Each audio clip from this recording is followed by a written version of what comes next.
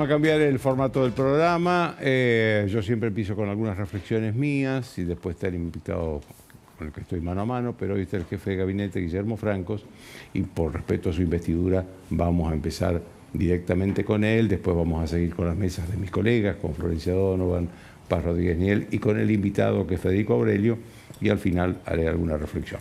Gracias, ministro, por estar esta noche con nosotros. Gracias, Joaquín, por tener esta consideración al final de la jornada. No, al contrario, usted tiene una jornada muy larga, así que es conveniente que se desocupe cuanto antes se vaya a descansar. La primera pregunta que le quiero hacer es una cosa que me sorprendió hoy al ver en la Cámara de Diputados lo que pasaba, esta especie de pugilato verbal y casi pugilato físico, que ya no es la primera vez que pasa, ya pasó otra vez.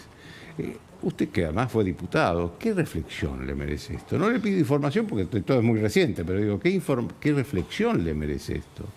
Bueno, yo creo que hay que... No le puedo decir que me parece bien porque no lo veo bien, pero me parece que hay que comprender el contexto, ¿no? El contexto es que un sector de la política argentina, el kirchnerismo, se siente impactado por la prisión de Cristina Kirchner. Es como que la líder está presa. Entonces, eso claramente lo ha impactado y ha exacerbado un poco los ánimos de ese sector político. Y entramos casi en una campaña electoral con este debate. Y por el otro lado está la discusión política de los otros sectores, de cómo conforman, cómo se presentan las elecciones, etc. Y eso genera un clima tenso. Y a veces yo creo que se desborda, quizás por la falta de no quiero decir equilibrio emocional porque no es la palabra adecuada, pero sí por la falta de trayectoria, y se generan este tipo de situaciones sobre las cuales se va a hacer 20 análisis distintos, ¿no? Y se va a decir que uno tenía una motivación, otro tenían otra, se aprueban algunos temas en la decisión, la gran mayoría no se trataron. Yo no puedo decir que el asunto nos benefició ni nos perjudicó, creo que dejar a una sesión que tenía muchos temas que la oposición reclamaba y que aparte se unieron sectores que normalmente son disímiles políticamente, se unieron para convocar a una sesión contra el gobierno, ¿no? Digámoslo claro. Sí. Porque esta sesión, varios sectores, ¿por qué? No, había temas que no le convenía al gobierno. Varios temas que no le convienen. No que no le convienen, varios temas que son complejos para el gobierno para poder sostener el equilibrio fiscal que está sosteniendo a capa y espada durante mucho tiempo con una minoría parlamentaria marcada. Y eso no lo va a cambiar el gobierno. Va a utilizar todas las armas que tiene para frenar cualquier intento de evitar el superávit que quiere la oposición. Porque la oposición sabe que el arma más importante que tiene el presidente Milei es el manejo de la macroeconomía, que ha hecho bajar la inflación y qué es lo que los argentinos realmente valoran. Ahí va a estar seguramente Federico Aurelio hablando sobre cómo se lo mira al gobierno de Milei en la opinión pública. Y yo no he conversado con esto con Federico concretamente de números, pero yo sé que la opinión pública está sosteniendo la mayoría de las encuestas dice eso, al presidente Milei por sus resultados en la macroeconomía argentina. Entonces digo, claramente lo que se quiere afectar son esos resultados para entrar a una competencia electoral de una manera distinta. Eso no lo van a lograr porque los resultados ya están, la gente los vio, cada vez van a ir mejorando, cada vez va a ir creciendo la actividad y eso hace que la oposición se desespere porque sabe que va rumbo a un fracaso electoral. Bueno, dicho ayer, hubo en el Senado la aprobación por parte de una comisión, falta otra comisión, de ese proyecto de aumento a los jubilados que ya tiene media sanción en diputados y que si lo aprobara el Senado ya sería aprobado por el Congreso. El presidente ha dicho que lo va a vetar. La pregunta es, ¿hay números? Porque yo tengo la versión de legisladores de La Libertad Avanza que dice que están mirando que los números podrían no aceptar el veto del presidente Milei. Bueno, usted sabe, Joaquín, que los números se ven cuando se aprieta el botoncito y sale en el tablero, ¿no? Así es. Yo creo que si llegara a la instancia de tener que vetar una ley, que el presidente lo ha dicho con toda claridad, voy a vetar cualquier ley que pretenda impactar el superávit fiscal y tendremos que ver cómo obtener el tercio que nos apoya. Yo creo que tenemos un tercio que nos va a apoyar para sostener el veto, pero bueno, obviamente estos son negociaciones políticas que haremos una vez que pase esa circunstancia, ¿no? Mientras tanto trataremos de evitar que se concrete, ¿no? Ahora, lo que sorprende es que, digamos, en este caso de los jubilados, me parece que toca la sensibilidad de muchos sectores porque, digamos, la aprobación fue con una amplia mayoría, muy en la Cámara de Diputados, vamos a ver en el Senado, ¿no? Que yo creo que va a ser peor en el Senado porque en el Senado hay más kirchnerismo, digamos, que en diputados, ¿no? Bueno, yo creo que hay, insisto, no lo puedo garantizar porque depende de muchísimas circunstancias, ¿no? Pero yo entiendo que el gobierno va a utilizar todos los medios a su alcance para vetar la ley y si no alcanza a sostenerla a través del veto, utilizará los mecanismos judiciales que existen para impedir que una ley que no tiene presupuesto se ponga en vigencia, porque no se puede aprobar una ley discrecionalmente. Claro, porque no dice de dónde van a salir los fondos. Porque, Joaquín, es muy sencillo. Si hay que pagar ese aumento de jubilados, quiero decir que con las leyes, las medias sanciones que se dieron, eso tiene un costo de 2,2 puntos del PBI, aproximadamente. Es muchísimo, ¿no? 2 puntos del PBI, aproximadamente. Es muchísimo, ¿no? Sí, bueno, es impagable. Entonces, la realidad es que lo que hay que hacer es utilizar los mecanismos que existen para, primero, obviamente, para tratar de mantener el veto, y segundo, para ir a la justicia y decirle, mire, señor, esto no es factible de mantener. Yo creo que dije una cifra equivocada recién, pues me parece que la cifra no es de 2,2, sino me parece que es de 0,22, creo que es así, ¿no? A ver, no tengo la responsabilidad de los números de la economía, así que no quiero decir los números. Florencia tal vez me puede clarificar esos números cómo son, cuál es el costo de esas leyes, recordármelo, porque a veces las cifras son tan monumentales que una vez no tiene... Yo había escuchado 1,8. Pero... Sí, puede ser que sea el 1,8, sí, y que tenga razón entonces decir que estaba cerca del 2%. Claro. Pero sí sé que eso nos rompe el equilibrio fiscal, ¿no? Claro. Y los compromisos que hemos asumido con el fondo, y eso no lo vamos a permitir. Entonces, porque si no, Joaquín, como decía recién, lo que hay que hacer es cortar otras partidas para poder hacer frente a eso. Entonces, que nos digan cómo se hace. La responsabilidad del gobierno la tenemos nosotros. Entonces, vamos a utilizar todos los mecanismos que nos otorga la legislación vigente y la Constitución para llevar adelante el gobierno. Dígame, ya que estamos en el Parlamento, le quiero hacer una pregunta por una decisión que usted tomó, que creo que se la comunicó ayer formalmente por carta al Senado, de que no va a volver al Senado. Después de lo que pasó la semana pasada, que le llamaron, una senadora le llamó mentiroso. Pero yo quiero saber si esa decisión suya es sobre el Senado o también incluye a la Cámara de Diputados. No, para nada. No, incluso la del Senado... Porque la Constitución lo obliga ahí. Sí, no, por supuesto.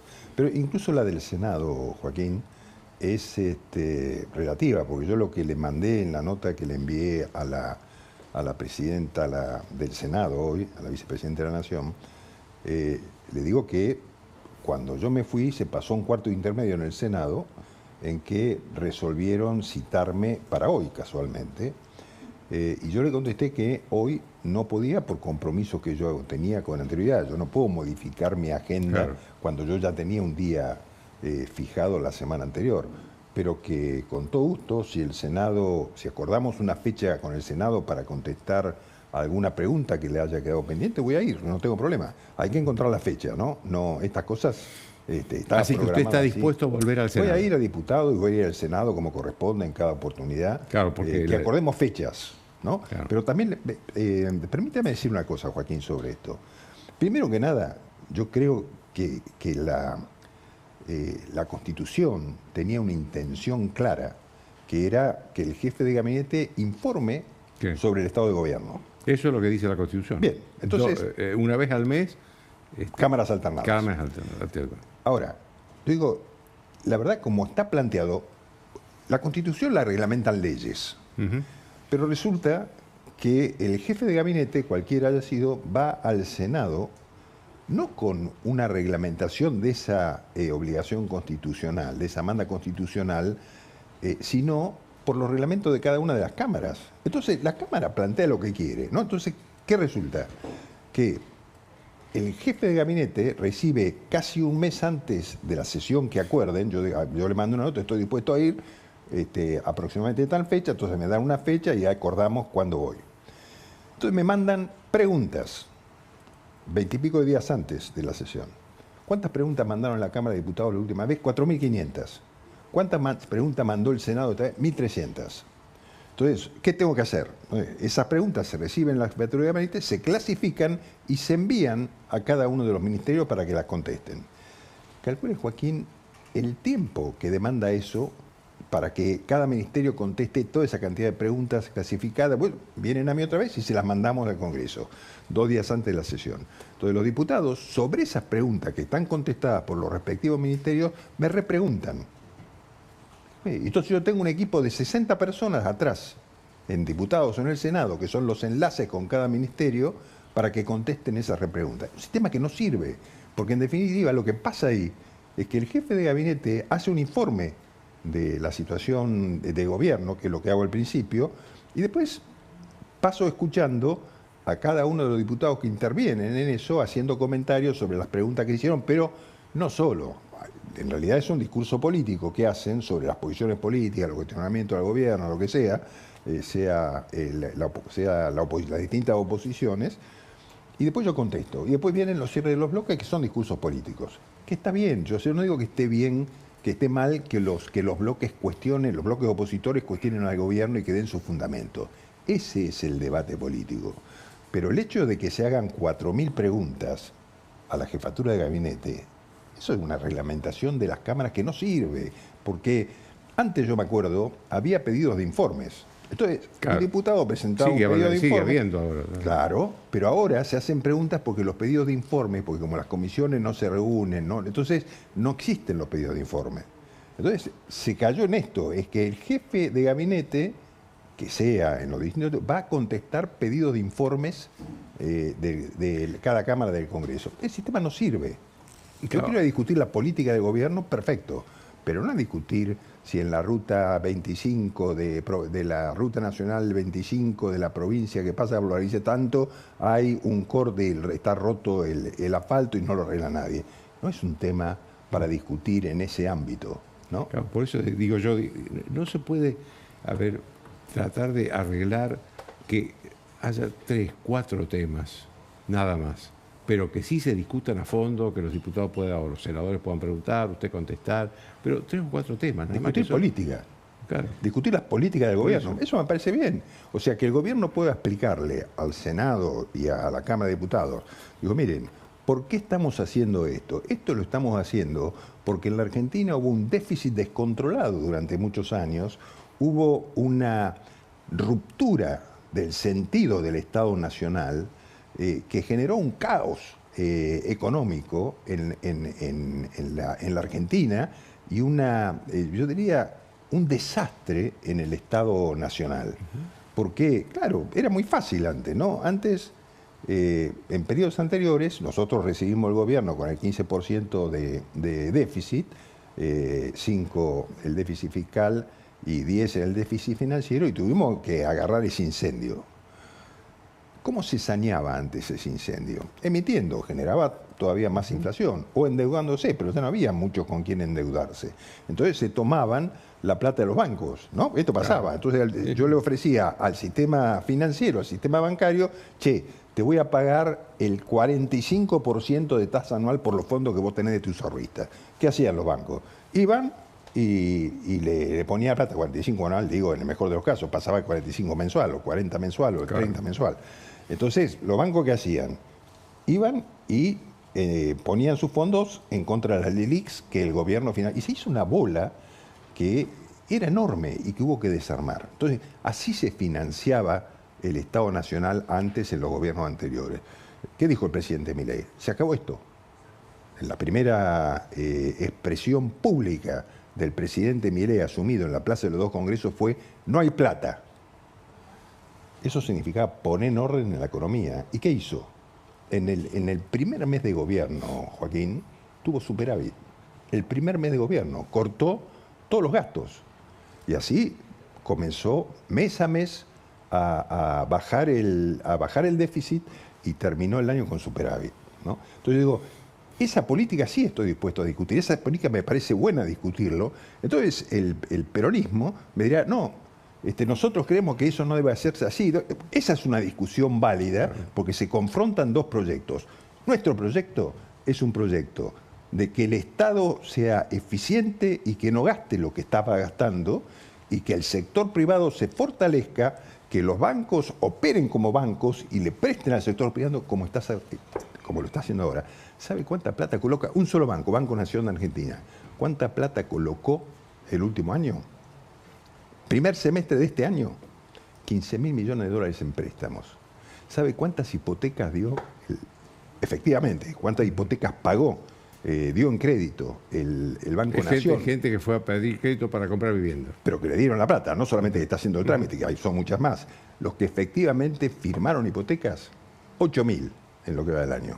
Entonces le quiero decir, se puede manejar la Argentina de una manera virtuosa y no de la manera calamitosa en que se venía manejando. Esas políticas sí las quiero discutir con el Congreso de la Nación, y de buena fe, o sea, no con ánimo destructivo, sino con el ánimo de exhibamos a los argentinos cuáles son los dos proyectos que existen, discutamos argentinos, y después, como yo le digo a los senadores y diputados, miren, yo le digo a los senadores del justicialismo cuando voy, a los diputados de Unión por la Patria, les digo, miren, si ustedes tienen razón en todas las críticas que le están haciendo al gobierno en mi persona, seguramente van a ganar las elecciones de octubre.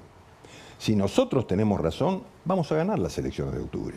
Y si ganamos la elección de octubre, como todos están pensando, seguramente yo voy a ir a un Congreso de la Nación el año próximo donde tenga una representación mucho mayor y donde sea mucho más fácil poder generar este tipo de discusiones políticas. Dígame, ministro, esta versión de que la oposición dialoguista, que lo ayudó mucho a ustedes durante todo este tiempo, se está alejando ahora.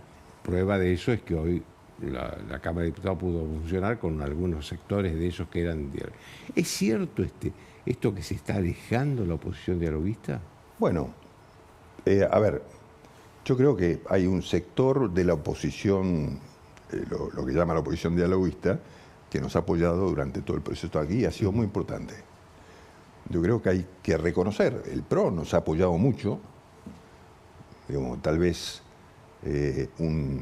sea un homenaje hoy recordar que el PRO fue el partido que se opuso en el año 2012 a la expropiación de YPF, que hoy ha generado tantos problemas. Pero digo, el PRO ha sido muy solidario con el gobierno del presidente Milei durante toda esta gestión y ha permitido que sancionemos leyes muy importantes, como la ley Bases, que nos permitieron gobernar y transformar el Estado en todo este periodo.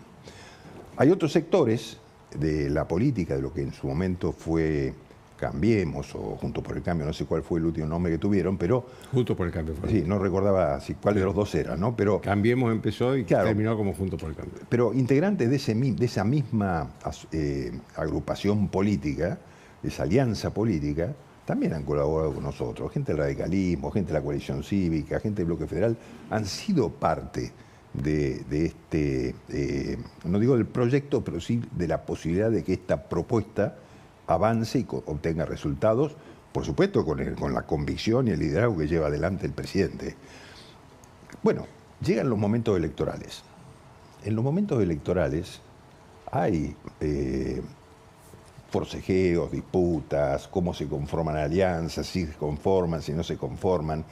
Y en esos momentos priman mucho intereses personales, ¿no?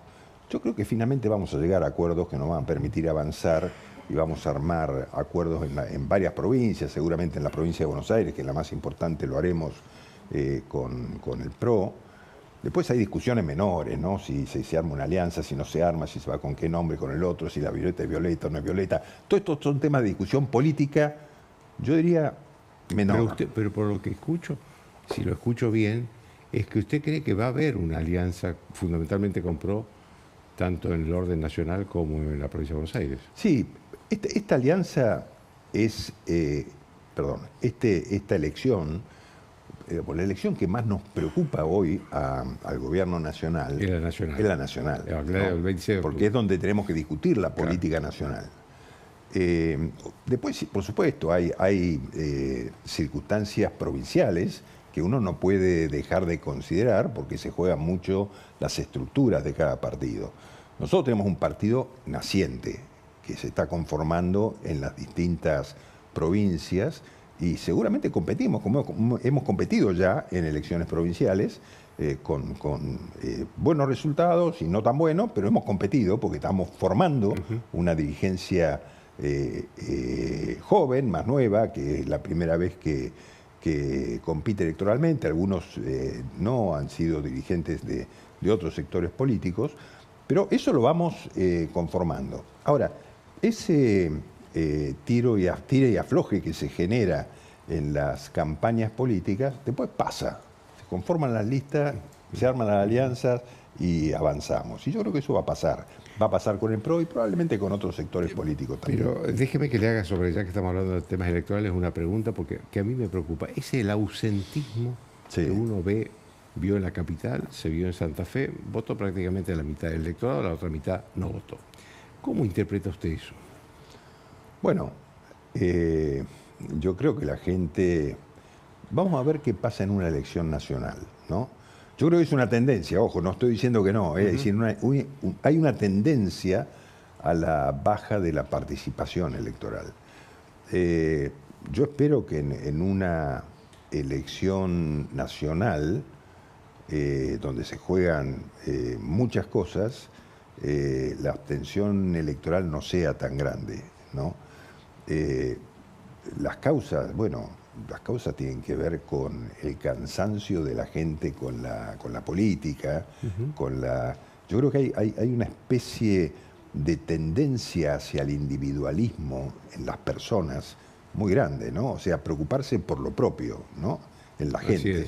Entonces eso tal vez hace pero también los espectáculos como de hoy, no, la Cámara de Diputados. No, sin duda. Bueno, todo esto es lo que hace a la gente mirarse para adentro y decir, bueno, esto no me interesa, no lo quiero.